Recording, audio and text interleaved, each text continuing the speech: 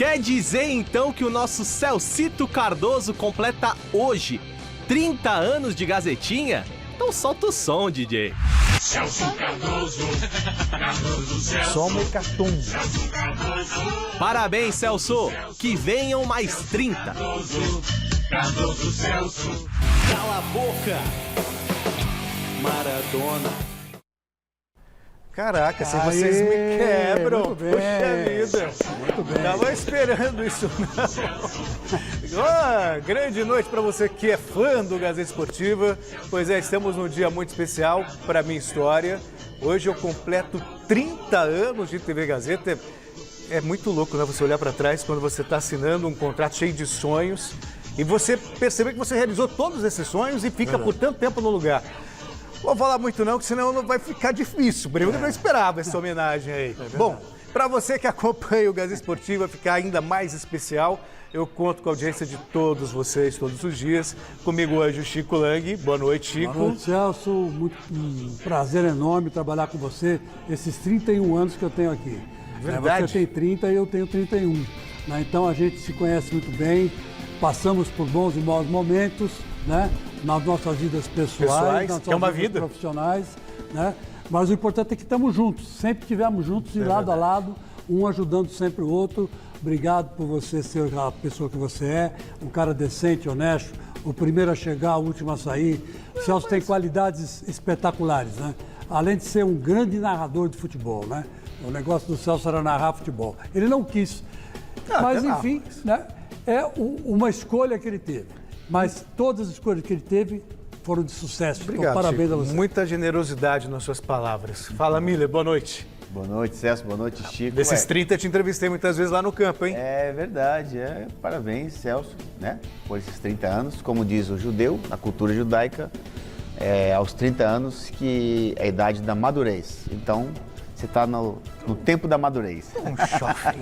Vamos falar de toda... E o Sartre diria que é a idade da razão. Idade da razão. Pois é.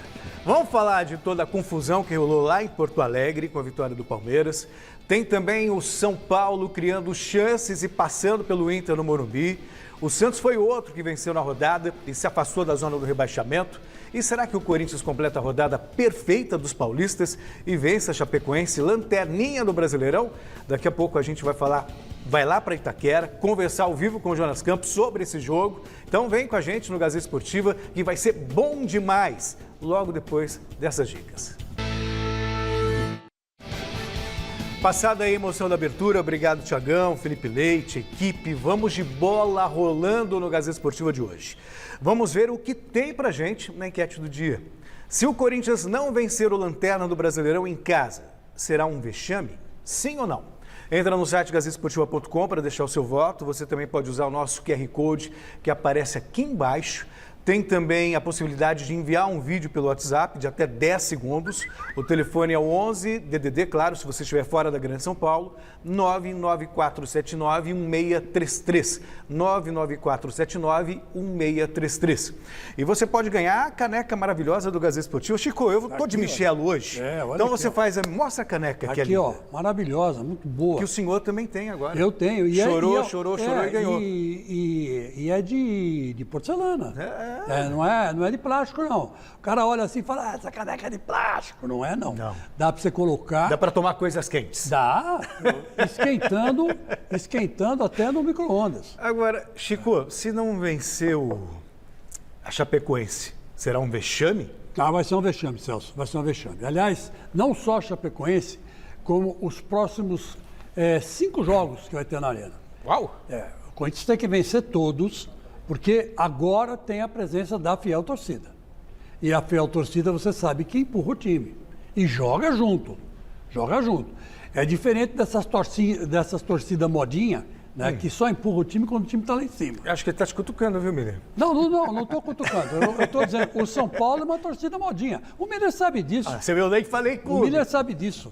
O Miller sabe disso. Mandaram, expulsaram o Kaká do Morumbi. Expulsaram o Júlio César do Morumbi. Se lembra do Julião? Jogava um bolão. Quer dizer, o Corinthians também já fez isso, mas não é a torcida modinha. Ele está sempre do lado do Corinthians. Quer dizer que o Corinthians está bem, esteja o Corinthians mal. Você quer se defender primeiro ou quer falar se é um vexame ou não? Não, é claro, sem dúvida nenhuma. Se o Corinthians não vencer, será um vexame, né? Até porque a Chapecoense já está rebaixada, né? Mas eu acredito que o Corinthians vença, sim. Também acho. Tem mais time, está num grande momento, o Silvinho está fazendo um grande trabalho. Acho que o Corinthians, além de favorito, ele vai confirmar o favoritismo na prática. Também acho. A rodada foi boa para o Corinthians. A gente vai falar sobre isso. Exatamente. Se o Corinthians vencer, vai para a sexta colocação. Vai para a sexta colocação. Agora, já não discordo do Miller quando ele fala que o Silvinho faz um bom trabalho. Mas aí a gente vai discutir. Economiza. Deixa, não tem muito para falar sobre. O Chico não é fã do Silvinho. A gente sabe. Eu não sou fã do Silvinho. Eu adoro o Silvinho. Foi meu vizinho. Tô vendo, imagina se você não gostasse. Mas eu acho que ele não serve para ser técnico do Corinthians. É minha opinião. Eu não estou magoando o Silvinho com isso. Pelo contrário, não é um ataque pessoal, é um ataque Daqui a profissional. pouquinho a gente vai falar com o Jonas, que está lá em Itaquera, já sentindo o clima do jogo, o clima que você já está sentindo aqui também. E a gente fala do Silvinho também, pode ser? Vamos falar do Silvinho. Ó, vem aí o troféu Mesa Redonda, o Oscar do Troféu Brasileiro. A votação já está no ar. E para facilitar para participar é muito fácil. É só acessar o site www.troféumaisarredonda.com.br. Você deixa o seu voto para cada posição e fique ligado que vem aí a 18ª edição do Troféu Mesa Redonda. Vai ser bom demais. Eu costumo dizer isso com total isenção. É a festa mais bonita, uma festa maravilhosa que vai premiar os melhores jogadores do futebol brasileiro. E não precisa fazer mais ou menos como faz o Chico, tá? Só vota em jogadores do Corinthians. Escolha os melhores em cada posição e os melhores serão premiados aqui no Mesa Redonda no final do ano. Na chamada final antecipada do Brasileirão, o Flamengo conseguiu superar a eliminação da Copa do Brasil no meio de semana e bater o líder Atlético Mineiro no Maracanã. Quase 25 mil pessoas no Maraca para ver duas das maiores potências do futebol brasileiro. E no jogo que para muitos era uma espécie de final do campeonato, não teve gol de Hulk, tampouco de Gabigol. Teve clima quente entre os jogadores? Tentativa de imposição do líder do campeonato que buscou controlar as ações. Mas bola na rede mesmo só do time da casa, com o cara que vem roubando a cena na equipe de Renato, após o lindo lançamento de Arão, o cruzamento de Isla e o toque de Bruno Henrique, Michael fez o gol do jogo aos 24 do primeiro tempo.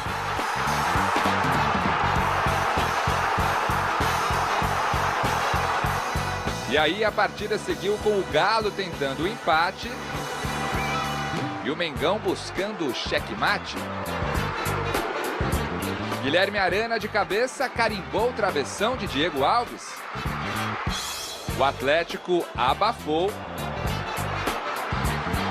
E pelo lado do Fla, nos acréscimos, Rodinei parou na trave.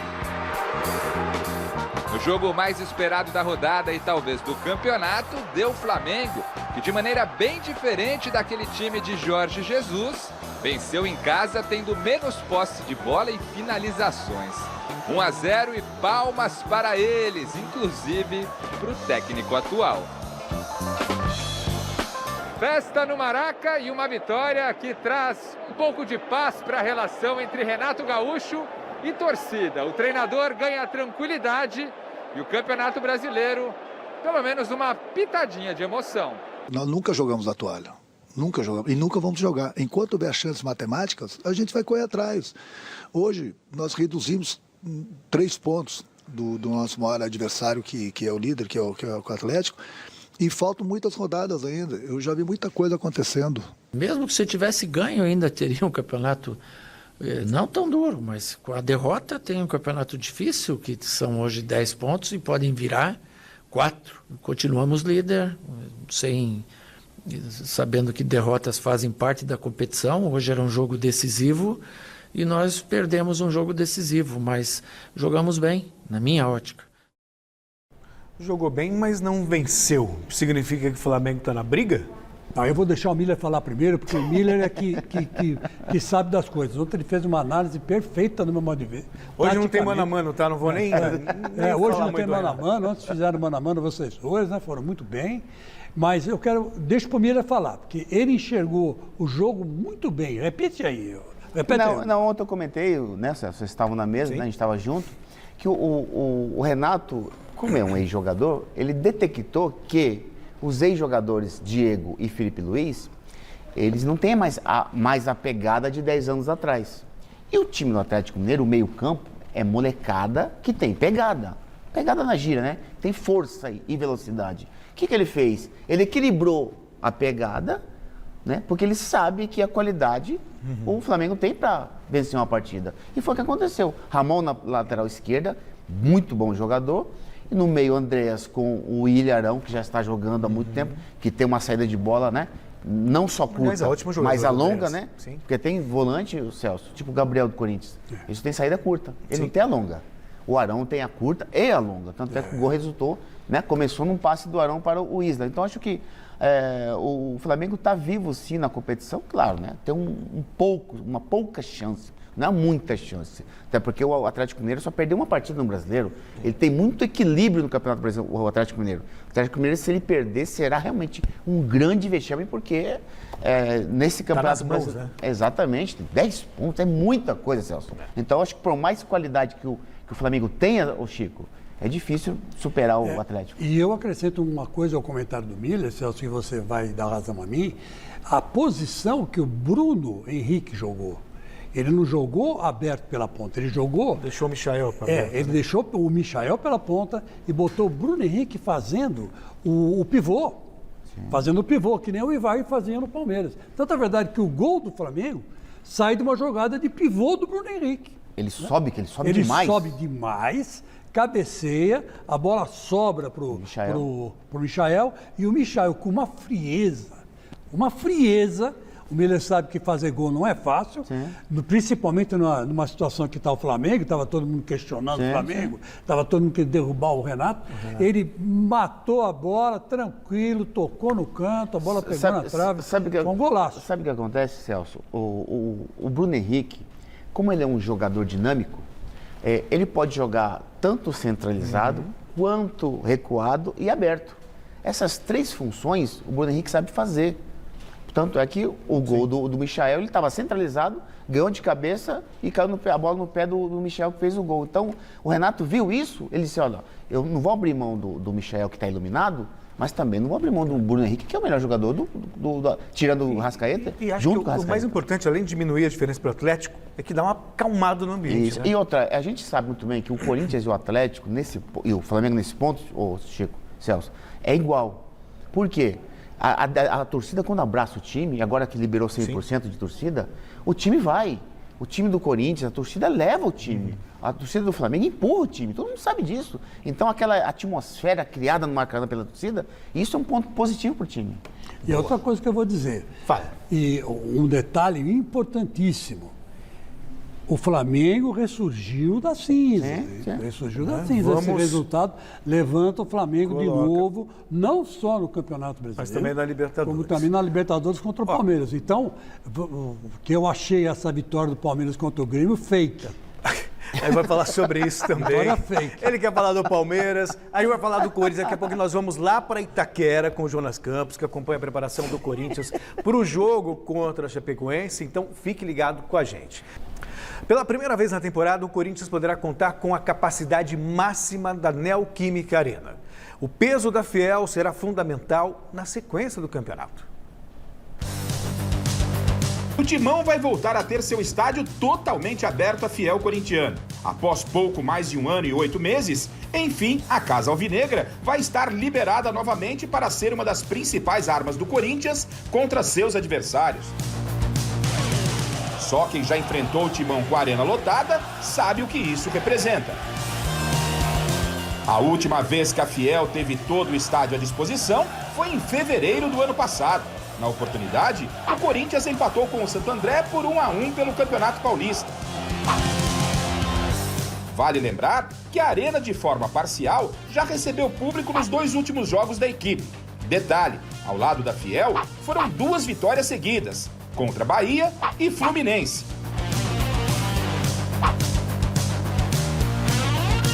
Além do apoio da torcida, que é fundamental, o Corinthians também comemora a volta da receita, que é fundamental. Com certeza, isso vai ajudar muito para que o clube diminua o rombo no caixa, que não é pequeno. Detalhes à parte, é a certeza de que quem for enfrentar o Timão como visitante a partir de agora, terá muito mais dificuldade pela frente. Quem garante isso é a Fiel Alvinegra. Casa cheia, hein? Bora lá então para a Neoquímica Arena. O Jonas Campos já está posicionado para falar com a gente. E parece que você tem boas notícias para a torcida do Timão e também para o Chico Lang, né, Jonas Campos? Uma grande noite para você, meu filho.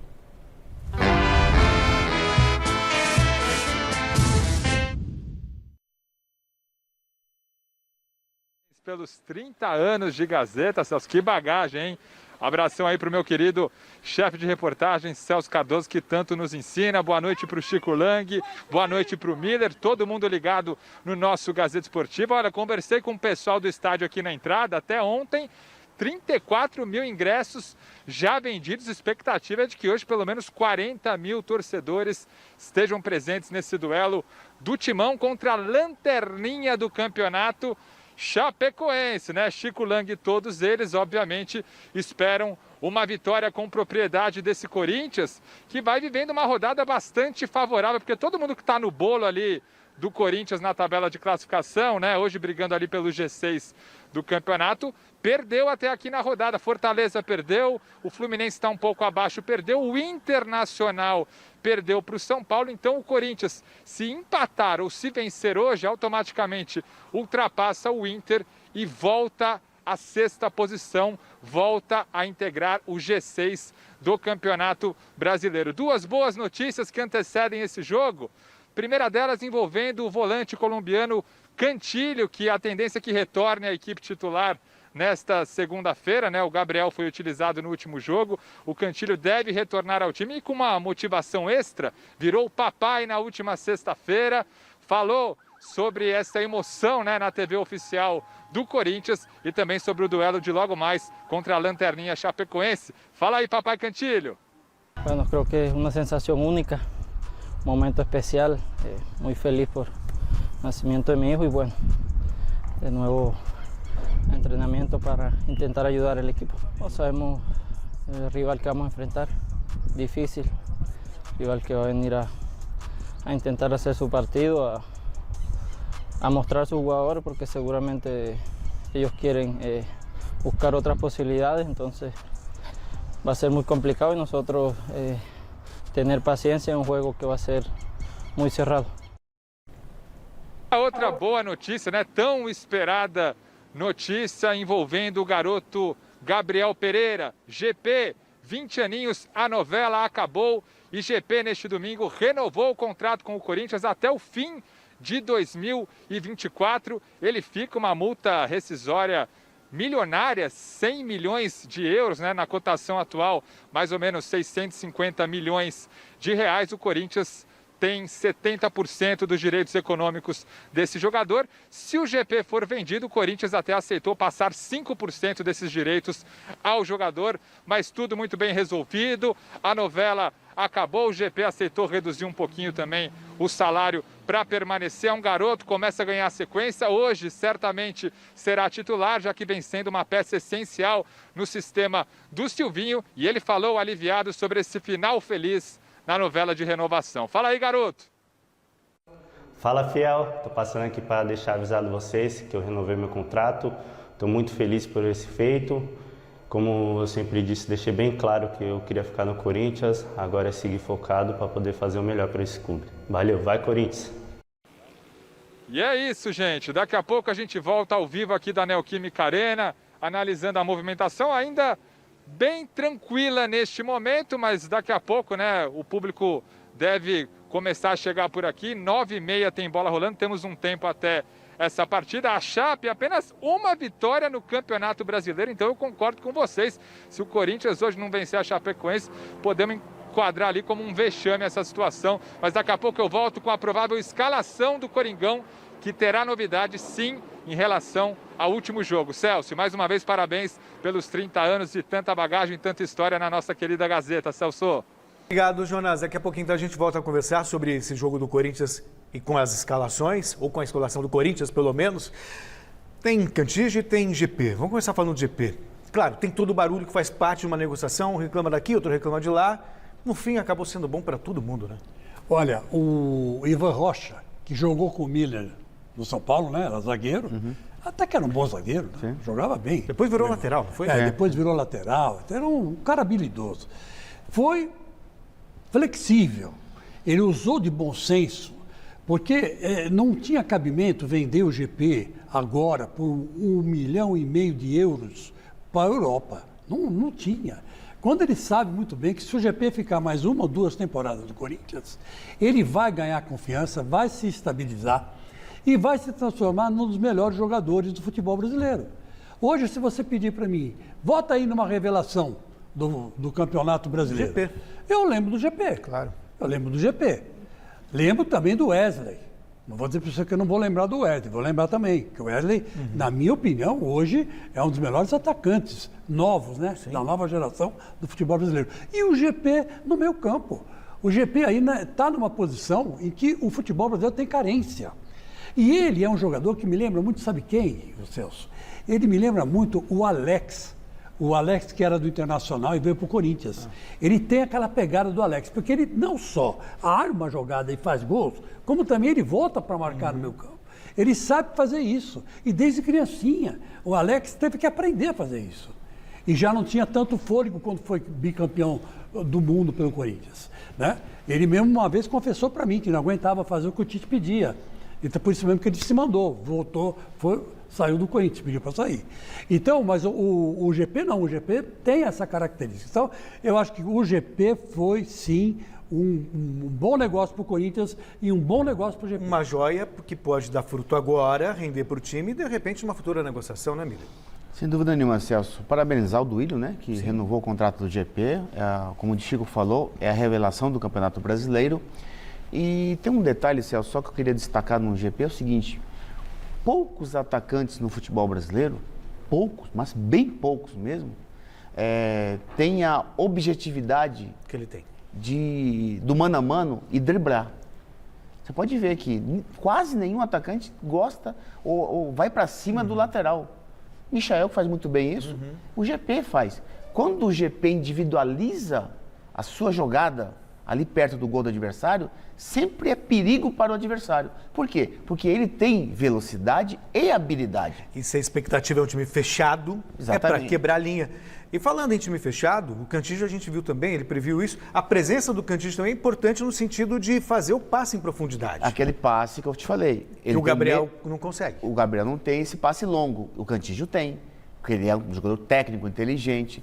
Então, o Corinthians, com certeza, o Silvinho vai escalar muito bem, até porque acho que os principais jogadores estarão presentes, Chico. Sim. Então, acredito que o Corinthians hoje, se jogar normalmente, goleia a Chapecoense. Tá. Chegou o momento... Chegou o momento mais esperado por você. Ah, é? Então, eu só queria lembrar uma coisa. Outro dia eu estava conversando com o Miller disso aí. Na época que o Miller jogava, o Miller tinha... o Miller e o Silas, os dois. O Sidney. O Miller e o Sidney, eles tinham um negócio de fazer o facão. Sim. Hoje em dia, o Cantígio tem que botar na cabeça dele uma coisa. Ele está jogando na cabeça de área. Mas ele pode muito bem fazer um lançamento de 40 metros no facão para alguém entrar. Até porque ele tem essa capacidade. Ele tem essa capacidade. Então, eu acho que o Silvinho deveria começar a treinar isso. Mas aí também tinha Miller e Sidney que agrediu o espaço. O cara tem que agredir o espaço, né? Mas vamos... Você falou que a vitória do Palmeiras foi fake, não foi? Foi fake. Pois é. Em Porto Alegre, o Palmeiras buscou a virada diante do Grêmio. Depois do jogo, cenas de violência e selvageria. Grêmio e Palmeiras na Arena Tricolor. O time da casa saiu na frente logo aos 10 minutinhos de jogo. Douglas Costa ganhou de Marcos Rocha, arrancou com a bola pela lateral e rolou para o meio. O Diego Souza só teve o trabalho de tocar para o fundo do gol. 1-0. O centroavante do Grêmio quase aplicou uma lei do ex 2.0, mas o Everton fez essa defesaça. No finalzinho do primeiro tempo, Thiago Santos chegou chegando no Marcos Rocha dentro da área. Depois da revisão do VAR, o árbitro Sávio Pereira Sampaio marcou a penalidade. Na cobrança, o homem que nunca perde pênaltis, Rafael Veiga, deixou tudo igual. E não é que o Veiguinha pouco depois marcou o segundo do Verdão? No último lance da etapa inicial, o camisa 23 recebeu de Scarpa e chutou cruzado, 2-1. No segundo tempo, Elias empatou para o Grêmio depois dessa belíssima jogada coletiva do tricolor. Mas, nova revisão do árbitro de vídeo e o lance foi invalidado por impedimento. Quem marcou e valeu foi o Breno Lopes, que bateu bonito na bola e enterrou as chances do rival gaúcho no jogo. Placar final, Grêmio 1, Palmeiras 3. Depois do jogo, aconteceu o que ninguém gosta de ver. Cenas lamentáveis aí na telinha pra você. Alguns torcedores do Grêmio invadiram o gramado da arena e começaram a quebrar tudo ali na entrada do túnel que leva aos vestiários. A cabine do VAR, aparelhos da transmissão e outros equipamentos foram todos destruídos. Que péssimo. Infelizmente, não parou por aí. Torcedores do tricolor gaúcho e do Palmeiras também começaram a brigar, mesmo com a divisão de setores na arquibancada. Rolou troca de socos e até tentativa de pontapé. Uma tarde para se esquecer. Nós temos que reagir. O Grêmio tem que vencer partidas. Não me importa de que forma. E não me importa também o que aconteceu no jogo do Palmeiras, porque não vai voltar. Se o VAR prejudicou, o árbitro prejudicou, a gente tem que ter equilíbrio emocional neste momento difícil para ser melhor que o Palmeiras e vencer a partida, porque nós vencíamos até os 42 minutos do primeiro tempo. O nosso treinador tem escuta o que eu estou dizendo. O nosso treinador tem total domínio sobre o vestiário, sobre tudo e todos. Tem o meu total e restrito apoio e vai ter até o último dia e nós não vamos cair. Normalmente quando eu vejo esse tipo de declaração, vai cair daqui a 2 dias. Mas para o jogo. Bom, vamos. Acho que eu entendi o que você quis dizer com fake. O placar foi além daquilo que foi o jogo. Foi além daquilo que foi o jogo, por quê? Porque mas merecido, Grêmio, hein? Não vou dizer que não foi merecido. Ganhar 3-1 foi merecido, evidente que foi. Né? Não dá para você ir contra o fato, né? Que aí seria burrice. Agora, o que eu quero dizer é o seguinte, que o Grêmio se desestabilizou depois do pênalti. O Grêmio não conseguiu controlar os nervos. Isso que o Mancini falou depois do jogo, ele está correto. Não importa o VAR, não importa o Palmeiras, não importa o raio que os parta. O negócio é controlar os nervos, se autocontrolar, ir para cima e conquistar os pontos. Ele falou tudo. Agora, que houve uma desestabilidade total, houve. Imagina você está a ponto de cair para a segunda divisão. Você pega um time entrosadíssimo, como o Palmeiras é. Com Scarpa e com Veiga jogando. Scarpa, Veiga em campo, o melhor time que o Palmeiras podia pôr em campo, pôs, né? E você pega um time entrosadão, lógico que você vai levar cacete. E podia ter levado até mais se o Abel soltasse mais o time. Ele não soltou. Ele fez os gols e segurou. Né? Aí ele mudou, tirou o Dudu, botou o Breno Lopes, fez as alterações que ele costuma fazer. Quer dizer, se ele é um treinador mais ousado, como você fala do Sampaoli, era 8-1. Porque, agora, deveria ser 8-1? Não. Porque esse pênalti, para mim, foi um pênalti esquisito.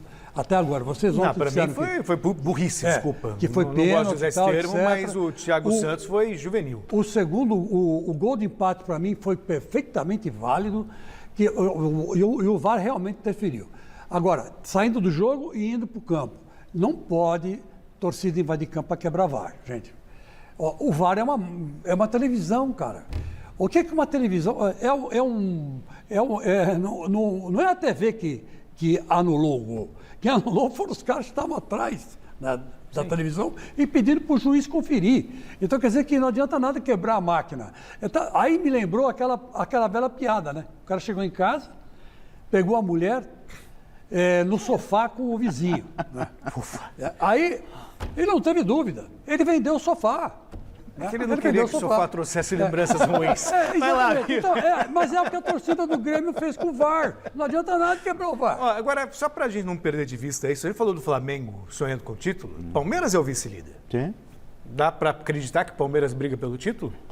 Mas, aquele negócio, Celso, a gente não vê no Palmeiras, né, aquela, como diz o italiano, aquela volha, né, de brigar com o Atlético pelo título. No Flamengo você vê aquela expectativa, não do Renato, a expectativa do contexto, torcida, diretoria e isso impregna nos jogadores, com certeza. Então eu vejo o Flamengo, sim, correndo atrás do Atlético, até porque tem 3 jogos a menos, mas eu acredito que o Diego Souza não fez o gol, porque o Everton não deixou, ali resolveriam, entre aspas, os 2-0, né? O problema do Grêmio, porque o 2-0 dá para você administrar, mas o Grêmio não tem meio campo. Tanto é que você pode ver o gol do Rafael Veiga, foi nas costas dos 2 volantes, ele deu 2 toques na bola e o terceiro foi o chute que resultou no segundo gol. Então, o Grêmio tem ataque. Douglas Costa, o Diego Souza. É um ataque bom. Claro. Mas só que o meio-campo não ajuda. E depois desse comportamento da torcida, bem provavelmente o Grêmio não vai poder jogar lá e vai ficar vai perder o mando. Eu acho que vai acontecer aquela mesma punição que aconteceu com o Coritiba. Exato. Burrice ao quadrado. Não, mas é justo, né? Sim, claro. É justo. Claro. Mas você pode invadir o campo. Claro. Tem que punir mesmo. Não, tem que punir. Tem que acabar com essa palhaçada. Partir para quebradeira, né? Isso aí é inadmissível. Ó, vamos falar agora com o José Paes, que está lá na academia de futebol e chega mais, com informações do Verdão. Aí o Gustavo Scarpa, eu queria saber de você, entrou bem demais no Palmeiras, deu passe para gol. Aliás, dar passe para gol é com ele mesmo, né, Zé Paes?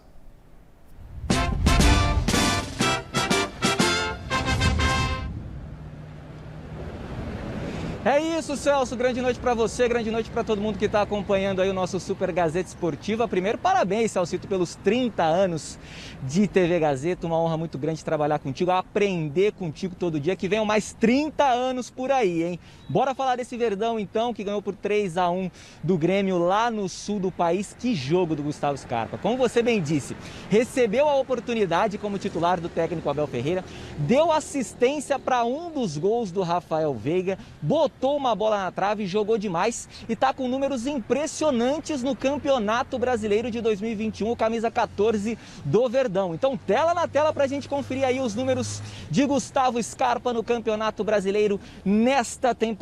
Ele é o jogador com mais assistências na competição, o maior garçom, são 11 assistências do Gustavo Scarpa para gols no Verdão. Ele é o jogador com mais passes decisivos na competição, 63, e o jogador com mais cruzamentos corretos no Brasileirão em 2021, são 49 ao todo.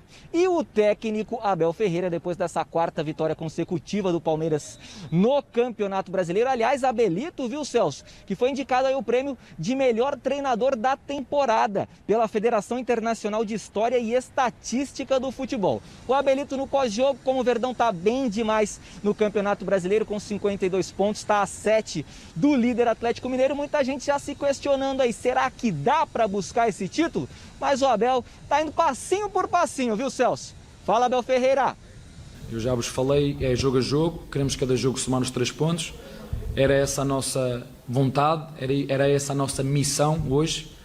Montamos um bom plano de jogo, os jogadores entraram muito focados naquilo que tinham que fazer, coragem e valentia para ter a bola, assumir riscos. Quando ganhamos e quando perdemos, a regra das 24 horas, para mim e para os meus jogadores, é sempre a mesma. Umas vezes mais contente porque ganhamos, outras vezes chateados e tristes e desiludidos porque perdemos, porque queremos sempre entregar tudo e ganhar jogos, mas há dias que não é possível, há dias em que o nosso adversário é melhor, e quando o nosso adversário é melhor, temos que o aceitar. Hoje, na minha opinião, nós fomos melhores que o nosso adversário. Tem razão, Abel. Agora o Scarpa pode jogar sempre, né? Vamos mudar, virar a chave para o Morumbi. Morumbi do querido Miller, que tanto ama, até já morou lá. O São Paulo fez o que há muito tempo não se via. Criou muitas chances contra o Inter. Poderia ter saído de campo com uma vitória mais elástica, mas... São Paulo e Internacional no Morumbi. Esse confronto, nesse estádio, não trazia boas lembranças para a torcida são paulina. No Brasileirão de 2020, o Inter fez 5-1 no São Paulo, justamente na casa tricolor. Mas quem tá aí atento já percebeu que eu disse trazia, né? A coisa mudou de figura, como você vai ver daqui a pouquinho. Pro reencontro com o Inter no Morumbi, o técnico Rogério Ceni adotou a cautela. Pela primeira vez desde que voltou ao clube, o Rogério escalou o São Paulo com 3 zagueiros, esquema que era o preferido do ex-treinador Hernan Crespo. O São Paulo começou o jogo deste domingo a apenas 4 pontinhos da zona do rebaixamento do Campeonato Brasileiro. A vitória, portanto, era de fundamental importância para as pretensões da equipe na competição. E ela veio graças ao Gabriel Sara. Logo aos 4 minutos de partida, o camisa 21 invadiu a área e bateu cruzado, sem chances para o Marcelo Lomba. Apesar da pressão e das inúmeras oportunidades criadas, esse gol aí do Gabriel Sara acabou sendo mesmo o único do tricolor na partida. O Rigoni, que estava voltando ao time depois de 3 jogos machucado, teve tudo para marcar o dele, mas ficou no quase. O Inter até assustou com o Rodrigo Lindoso. No segundo tempo, o roteiro foi praticamente igual ao dos primeiros 45 minutos. A gente viu o São Paulo querendo ampliar a vantagem e o Inter chegando bem de vez em quando ao ataque. No final, a vitória por 1-0 foi o suficiente para colocar o São Paulo a 4 pontos do G6. Todos deixaram tudo que tinha dentro do campo, a alma impregnada no jogo. Acho que isso é o principal fator. A parte de gols, essas coisas, a gente tenta treinar, corrigir, melhorar e evoluir com o passar dos jogos. Mas a entrega é o que deixa, acho que não só a mim, mas o torcedor também mais animado. Chico, permita-me começar com o Miller até. Lógico, Ele claro, é o especialista. Eu acho que o mais importante é o time criar, e o São Paulo tem criado. Mas tem falhado na finalização. É ansiedade? Sem dúvida nenhuma, Celso. Essa ansiedade, geralmente, é o jogador, né? Na hora da finalização, ele tem aquela sensibilidade de escolher a melhor decisão para finalizar. O São Paulo perdeu muitos gols por incompetência mesmo, por falta de competência. Aí é falta de qualidade, não é ansiedade. Já entendi. Exatamente. Eu sempre falo para o Chico que o atacante ele tem que chegar na cara do goleiro e chutar na cara do goleiro. Porque não dá tempo do goleiro colocar a mão aqui perto, né? Ela passa. Ontem mesmo o Luciano perdeu um gol na cara do Lomba, ele deu um bico. Quer dizer, ele usou um recurso que o Romário usava isso, mas o Romário era o Romário, né? Diferente.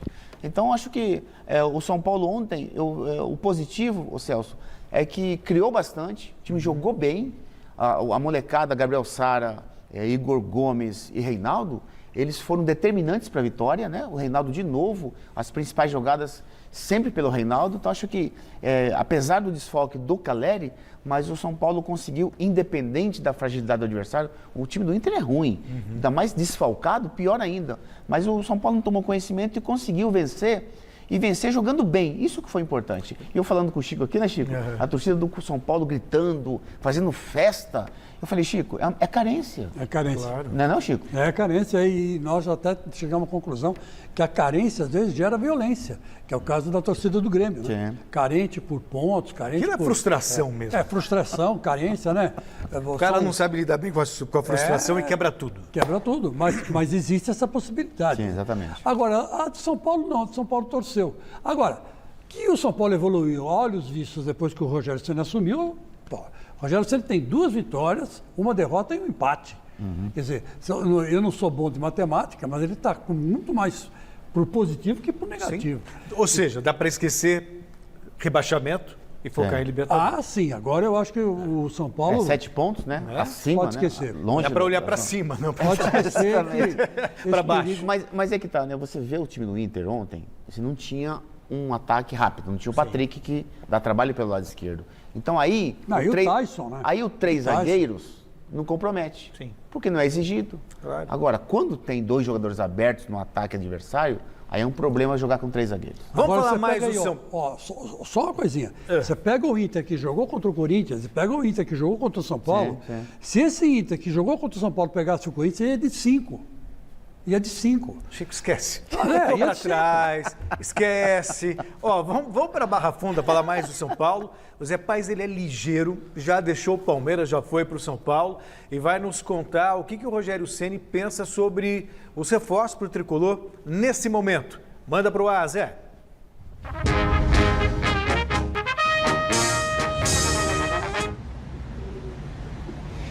Pois é, Celcito, pois é. Eu também não sou bom de matemática, viu, meu amigo Chico Lang? Mas eu tenho os números aqui. Como você bem disse, São Paulo sob a batuta de Rogério Ceni nessa segunda passagem do eterno ídolo tricolor como treinador do São Paulo. São 4 jogos, né? 2 vitórias, 1 empate e 1 derrota. Quase 60% de aproveitamento, 58,3%. São Paulo vem sendo muito elogiado porque vem criando muito, como vocês acabaram de comentar aí. No primeiro tempo, foram 10 chances criadas pelo São Paulo e no segundo tempo, 11. Mas só o golzinho do Gabriel Sara. Apesar desses bons números, muitos reforços vêm sendo especulados aqui no São Paulo. Ontem o técnico Rogério Ceni teve que responder sobre isso na entrevista coletiva pós-vitória para cima do Internacional. Teria surgido aí uma lista que o Rogério enviou para a diretoria com alguns nomes para reforçarem o São Paulo em 2022. Seriam eles: Felipe Alves, goleiro do Fortaleza, William Arão, volante do Flamengo, e o Diego, meia do Flamengo. Todos esses jogadores trabalharam com o Rogério Ceni. Mas o Rogério fez questão de negar essa lista e de trazer uma dura realidade para o torcedor são paulino. Fala, Rogério! Com relação aos jogadores que você citou, tanto Arão, Diego e Felipe Alves, 3 ótimos profissionais que eu trabalhei, caras assim que eu tenho no mais alto conceito, fariam bem a qualquer equipe no Brasil. Mas em momento algum foi solicitada a direção, porque eu sei o momento que o São Paulo atravessa. Talvez o torcedor não saiba o momento de dificuldade, a verdade, sim, todo, né? O tamanho da situação que o São Paulo se encontra. Então nós vamos ao mercado, provavelmente, quando for, no ano que vem. Não começamos ainda a conversar sobre isso, sobre nenhum jogador, mas momentaneamente nós não temos condições de ter jogadores, não só eles, mas como outros jogadores, nesse patamar. Nós vamos atrás de jogadores mais jovens, depois no futuro, porque tem algumas saídas já confirmadas, né? E a gente precisa se reforçar, logicamente, para o ano que vem. Mas dentro das possibilidades financeiras do clube. Nós temos que diminuir folha salarial e fazer com que o São Paulo volte a ter vida própria para o futuro. Tá, então a palavra de Rogério Ceni, treinador do São Paulo. São Paulo folgou hoje, volta a trabalhar amanhã aqui no CCT da Barra Funda e domingo encara o Bahia lá na Arena Fonte Nova, jogo importante do Campeonato Brasileiro. Viu, Celso? Agora eu volto contigo aí, um abração para todo mundo. Outro forte abraço para você, grande noite, Zé Paz. Vamos voltar para a Neoquímica Arena. O Jonas está lá, vai conversar com a gente e vai dizer como o Silvinho deve montar o Corinthians para o jogo de logo mais contra a Lanterna Chapecoense. Diz aí para a gente, Jonas.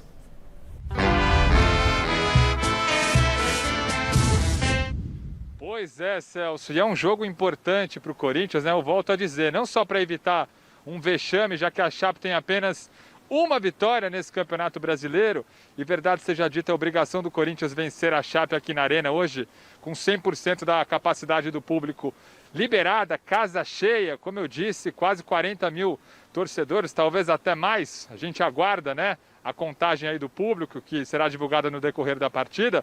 Mas o Corinthians, se vencer hoje, volta ao G6, passa o Internacional, chega a 44 pontos em caso de vitória e fica a 4 do Fortaleza, que é justamente o próximo adversário do Timão, aqui mesmo na Neoquímica Arena, no próximo sábado.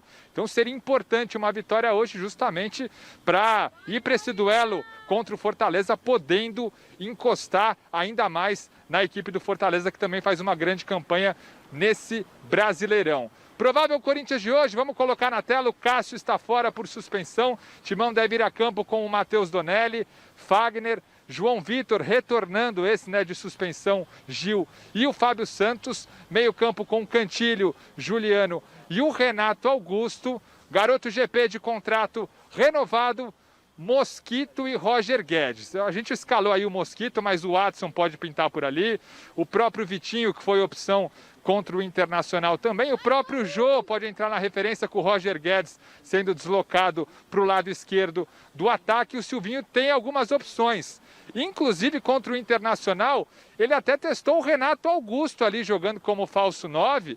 Colocou até o Duqueiroz no meio campo, pode ser uma opção também. Garoto que vem treinando bem, entrando bem nos jogos. Então o Silvinho tem muitas alternativas. A gente arriscou um time, né?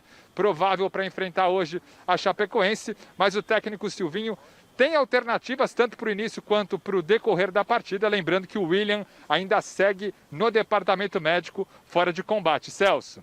Valeu, Jonas, muito obrigado. Tá, bom jogo aí para você na Arena Itaquera. A gente tem tempo, tá curto.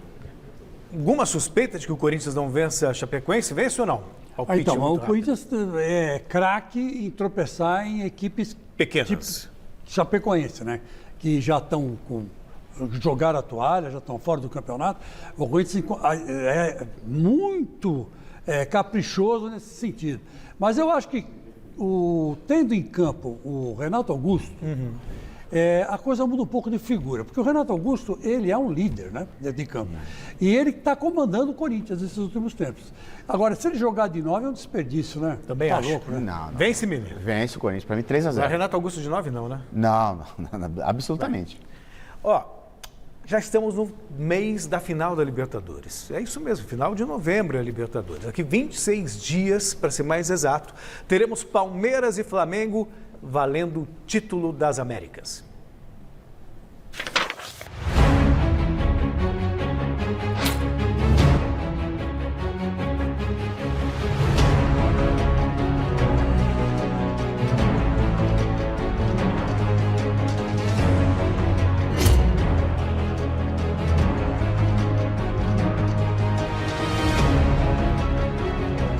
A primeira arma alviverde protege o gol. Para muitos, o Everton é o melhor goleiro do Brasil. Bom com os pés, ótimo com as mãos. Na semifinal diante do Galo, ele foi fundamental. Assim como o craque do time, Dudu voltou da Ásia para conquistar a América. Não apenas no papel, mas sim jogando, indo para cima, para a rede, indo para o abraço. Outro cara decisivo é o cérebro da equipe. Ou até mesmo para arrematar de longe. Pega na bola como poucos o garoto.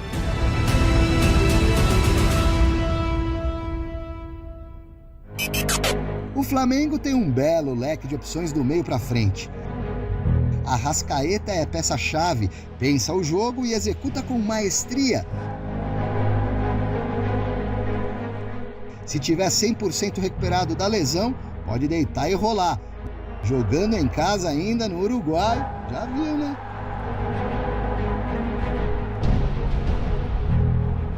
A flecha afiada Bruno Henrique, inspirado, é quase imparável. Corta a defesa como se fosse faca quente na manteiga. Atacante de ponta e artilheiro. Deixa qualquer zaga tontinha da Silva. Gabriel Barbosa, o Gabi, então, nem se fale. Um finalizador nato. Gabigol, o apelido diz tudo.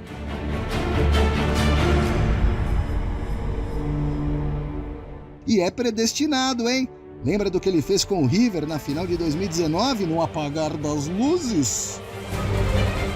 Ah, mas muito cuidado, torcida brasileira, porque o futebol é imprevisível e de repente pinta do nada aquele herói improvável. Como da última vez no Maracanã. O Breno Lopes não deve acreditar até hoje.